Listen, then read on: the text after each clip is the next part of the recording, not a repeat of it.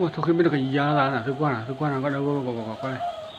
ôi ta khờ pa pla yu đó còn mưa nó pla yu là cái giá là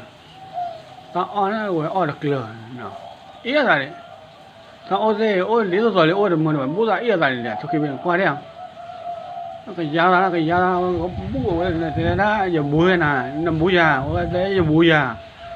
khi mua ra thì mà thôi khi biết qua đấy cái giá chúng nó cái giá là thế khi biết đấy ôi giá đi đâu có giá đi quay được giá đi đâu quay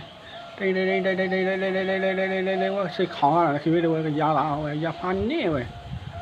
khi biết được phan nhé nào con xem ôi rắc này ôi rắc cổ để rắc rồi mình rắc đâu cái gì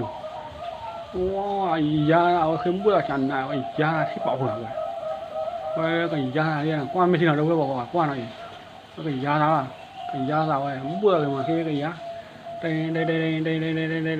cái giá mua lên quá cái giá quá vậy cái giá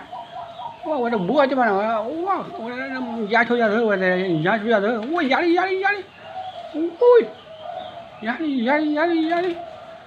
cái này giá thôi ra nữa cái giá cho nó này giá thôi ra nữa cái giá này cái giá nè cái giá vậy cái giá nè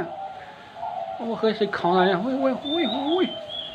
bây giờ mua được cái nào em muốn là mua được cái nào giá đi đây wow giá và bây giờ em mua mà là mua giá này mua bằng daily ok bye bye daily là có hàng lấy cái này lấy cái chút đấy